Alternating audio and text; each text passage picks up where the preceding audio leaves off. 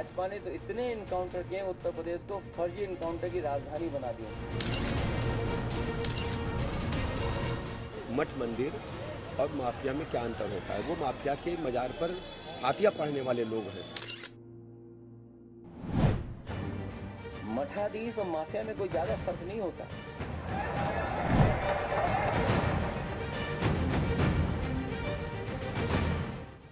दुखती हुई नस पर जैसे पुलिस ने उंगली रख दी हो, तब ये चिल्लाने लगते हैं।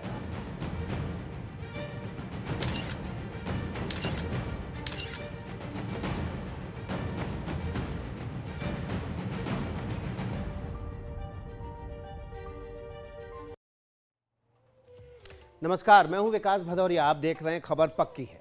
अगस्त के आखिरी हफ्ते में उत्तर प्रदेश के सुल्तानपुर में एक आभूषण कारोबारी की दुकान में डकैती हो गई। कार्रवाई शुरू हुई तो पुलिस मुठभेड़ में एक आरोपी मारा गया। उसके बाद से समाजवादी पार्टी लगातार यूपी के मुख्यमंत्री और यूपी के पुलिस पर सवाल उठा रही है। समाजवादी पार्टी ने पहले कहा कि इनकाउंटर में जिस मंगेश यादव की मौत हुई है उसे जाति देखकर मारा गया। समाजवादी पार्टी अब आरोपों में मठ को भी घसीट ले रही है। अखिलेश यादव ने कहा है कि मठाधीश और माफिया में कोई अंतर नहीं होता। ये सारा कुछ तब है जब पुलिस ने बाकायदा सबूत पेश कर दिए हैं कि पूरी कार्रवाई में कहीं कोई गलती नहीं हुई है। तो आखिर अखिलेश यादव इनकाउंटर को मुद्दा क्यों बना रहे हैं? वो इसे मठ से क्यों जोड़ दे रहे हैं? अखिलेश किससे घबरा रहे हैं?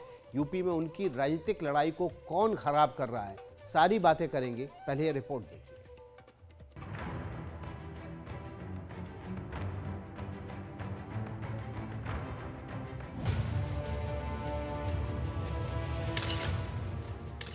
इनकाउंटर तो इनकाउंटर है, लेकिन इस इनकाउंटर के साथ ही जो राजनीतिक मुठभेड़ शुरू हुई है उसके पीछे क्या है?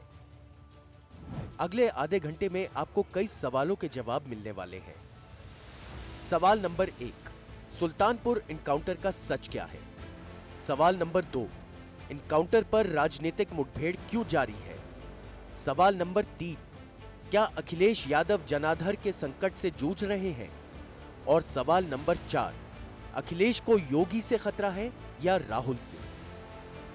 आपको सारी बातें सरल तरीके से समझ में आए, इसके लिए जरूरी है कि शुरुआत इनकाउंटर से ही की जाए। बुधवार 28 अगस्त की घटना है। जगह है उत्तर प्रदेश का सुल्तानपुर। घंटाघर चौक पर सराफा की दुकान में दिन दिहाड़े लुटेरे घुस गए। तस्वीरों में देखिए, 2 दुकानदार बैठे हुए हैं, सामने 2 ग्राहक भी हैं। सबसे पहले एक लुटेरा अंदर घुसता है, फिर एक एक करके दूसरे, तीसरे और चौथे लुटेरे की एंट्री होती है। सभी ने या तो कपड़े से या हेलमेट से अपना चेहरा छुपा रखा है। हाथों में पिस्तौल है।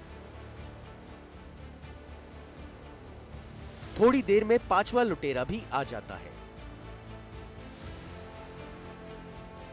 कुल मिलाकर 5 लुटेरे दुकान में जमकर लूटपाट मचाते हैं। चश्मदीदों का कहना है कि ग्राहकों की पिटाई भी की गई। यहां तक का घटनाक्रम तो आप समझ गए। आगे क्या हुआ? इस वारदात के 7 दिनों बाद लूटकांड के मुख्य आरोपी मंगेश यादव की एसटीएफ के साथ इनकाउंटर में मौत हो गई। यहीं से शुरू हुई इनकाउंटर पर राजनीतिक मुठभेड़, जो अब मठ और मठाधीश तक आ पहुंची है। मठाधीश और माफिया में कोई ज्यादा फर्क नहीं होता।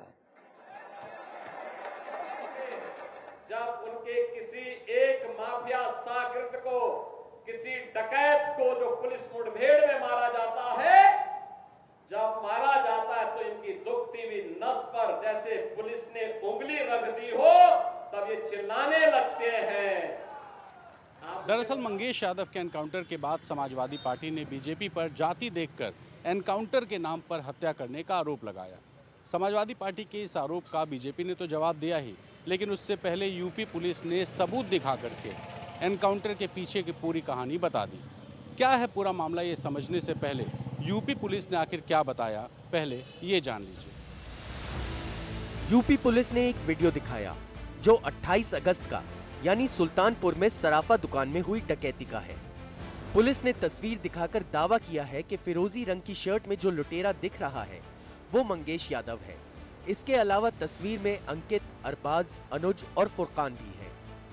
यानी पुलिस इस दावे को खारिज कर रही है कि वारदात के दिन मंगेश सुल्तानपुर में नहीं बल्कि जौनपुर में था।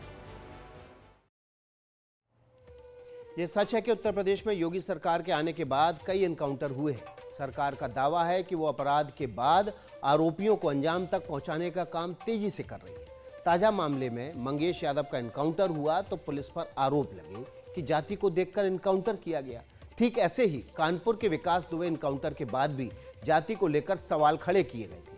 पुलिस कल सबूतों के साथ सामने आई और उसने कहा कि उनकी कार्रवाई कानून के मुताबिक होती है।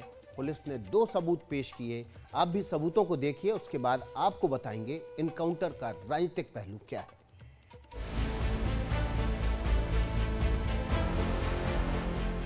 एनकाउंटर को लेकर आरोप लगाए गए कि मंगेश यादव को पुलिस घर से उठाकर ले गई थी, लेकिन पुलिस ने बाकायदा सबूत के साथ इसका जवाब दिया। पुलिस ने एक वीडियो दिखाया जिसमें मंगेश यादव की बहन और मां कह रही है कि मंगेश 2-3 महीनों से घर नहीं आया। कितने दिन से है? 2-3 महीने से।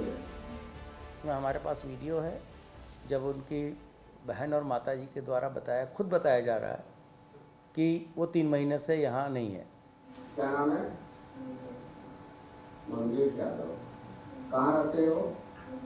मुंबई में। कितने दिन से? 2 महीने। घर नहीं आए? कितने दिन से गए हैं? 2-3 महीने से। शादी हुआ है उसका? कई लड़के हैं आपके? ये कई लड़का है। यानी पुलिस ने 2 सबूत दिखाकर ये साबित करने की कोशिश की है कि उसका दावा बिल्कुल सटीक है। पहला सबूत, मां और बहन कह रही हैं कि मंगेश यादव 2-3 महीने से घर में है ही नहीं।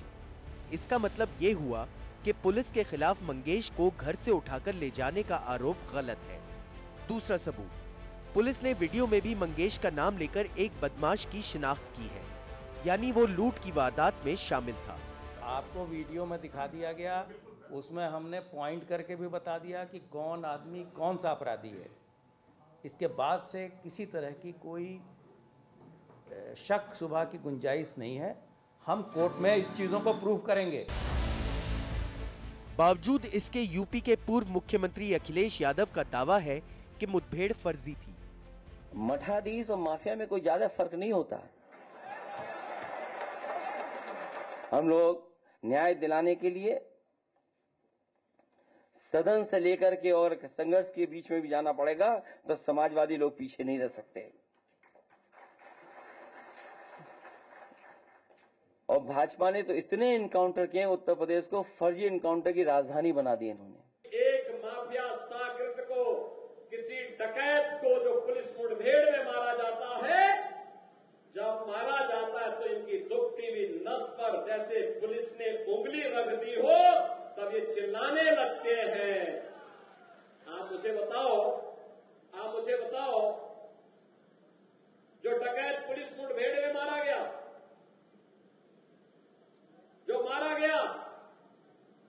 अगर वह डकैत जैसे हथियारों का प्रदर्शन करते हुए डकैती डाल रहा है, वहां ग्राहक भी बैठे हैं, ग्राहकों को खड़ा करके एक तरफ करके अगर गोली मार देता तो क्या उनकी जान को ये समाजवादी पार्टी वापस कर पाती क्या?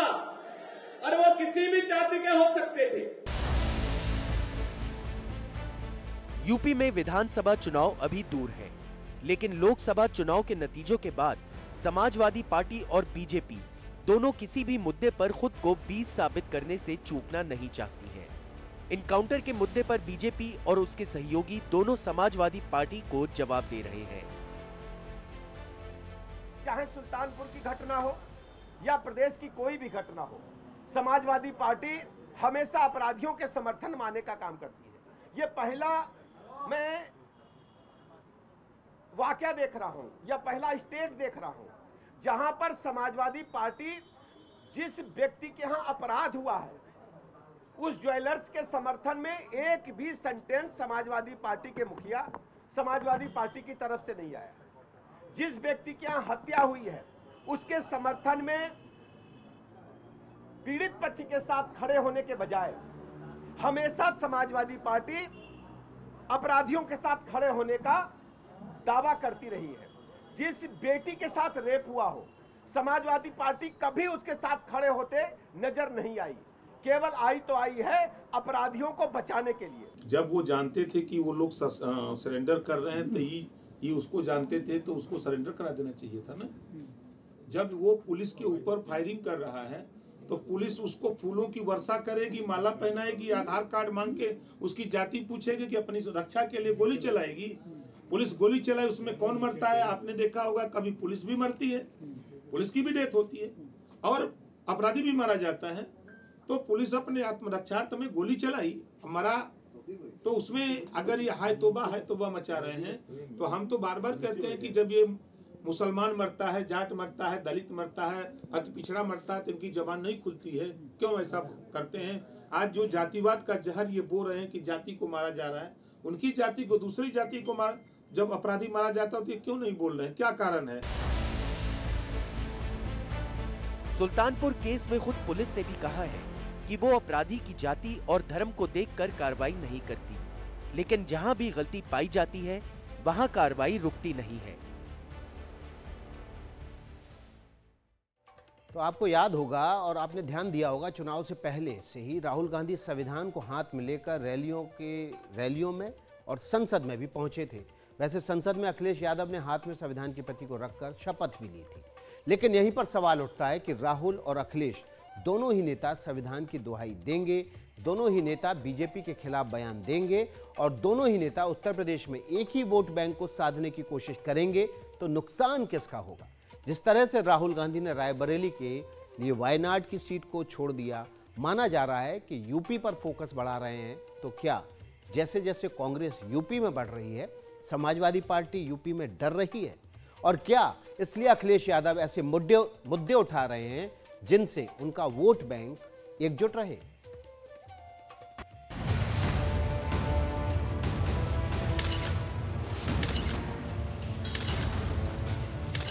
सियासत में हर घटना का एक मतलब होता है। क्या सुल्तानपुर एनकाउंटर पर सामने आ रहे बयानों का भी कोई मतलब है? आपको थोड़ा पीछे ले चलते हैं, लोकसभा चुनाव के दौर में, जब यूपी के दो लड़के इस बात पर आमदा थे कि अब की बार मोदी सरकार को नहीं आने देंगे। अखिलेश यादव और राहुल गांधी ने हाथ मिलाया तो फायदा दोनों पार्टियों को हुआ, लेकिन कांग्रेस को तो यूपी में संजीवनी मिल गई। आंकड़ों पर ध्यान दीजिए, 2019 के लोकसभा चुनाव में यूपी में कांग्रेस को सिर्फ रायबरेली सीट मिली। अमेठी से राहुल गांधी खुद हार गए, वोट मिला सिर्फ 6.3%। 2022 विधानसभा चुनाव में तो हाल इससे भी बुरा हुआ। कांग्रेस को सिर्फ 2 सीटों पर जीत हासिल हुई और मात्र 2.3% वोट मिले। लेकिन राहुल और अखिलेश की दोस्ती 2024 के लोकसभा चुनाव में क्लिक कर गई। कांग्रेस ने 6 सीटें जीती और वोट भी बढ़कर 9.5% हो गया।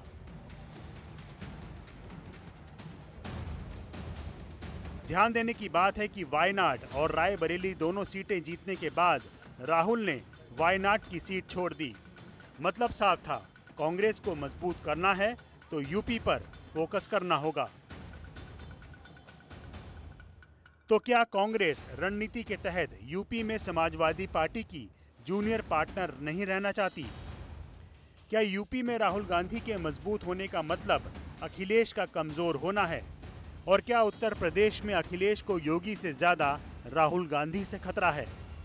अखिलेश यादव लोकसभा चुनाव 2024 में 37 सीटें पाने के बाद खुशी उनकी बहुत ज्यादा है, लेकिन एक डर भी है। वो डर क्या है? कई लोग ये कह रहे हैं कि इस जीत में बड़ी भूमिका, बड़ा योगदान उस कांग्रेस पार्टी का है जिसके नेता राहुल गांधी के पीछे मुसलमान पूरे देश में एकजुट हुए, जिसका प्रभाव उत्तर प्रदेश में पड़ा, और साथ में एक बड़ा वर्ग दलित मतदाताओं का भी राहुल गांधी के साथ साथ आया है। अब अखिलेश यादव को यह परेशान कर रहा है, क्योंकि एक तरफ तो हिंदुत्व की लड़ाई में योगी आदित्यनाथ और भारतीय जनता पार्टी, नरेंद्र मोदी, वो उनको परेशान करते हैं। दूसरी तरफ चूंकि कांग्रेस के ही आधार मतदाता समूह को लेकर समाजवादी पार्टी बनी, उसका एक बड़ा हिस्सा उनके पास आया, इसलिए बार बार उनको लगता है कि जाति के मसले पर उनकी जो सियासत है, उनकी जो राजनीति है, वो राहुल गांधी से जरा ऊंचे स्वर में सुनाई देनी चाहिए। और इसीलिए वो कई ऐसे मसलों पर, जो पुलिस एनकाउंटर जैसे मसले हैं, उसमें भी जाति खोज रहे हैं। जब कहीं कोई दुष्कर्म का मसला होता है, उसमें भी जाति खोज कर अपराधी की बात करते हैं। उसके पीछे सबसे बड़ा दबाव राहुल गांधी। माना जाता है कि यूपी में इंडिया गठबंधन को मिले मुस्लिम और दलित मतदाताओं के समर्थन में कांग्रेस की बड़ी भूमिका रही है। CSDS लोकनीति के पोस्ट पोल सर्वे के मुताबिक यूपी में 92% मुस्लिम मतदाताओं ने इंडिया गठबंधन को वोट किया। इसी तरह गैर जाटव दलित मतदाताओं का 56% वोट इंडिया गठबंधन को मिला। इस बीच राहुल गांधी मंडल जाति जनगणना के सवाल पर भी काफी मुखर हैं। तो क्या यही वजह है कि यूपी में समाजवादी पार्टी सतर्क हो रही है? उसे ये लगने लगा है मुस्लिम और जाटव का जनाधार कमजोर ना पड़ जाए, और इसी वजह से अखिलेश बीजेपी पर हमलावर होकर अपने वोट बैंक को एकजुट रखने में लग गए हैं।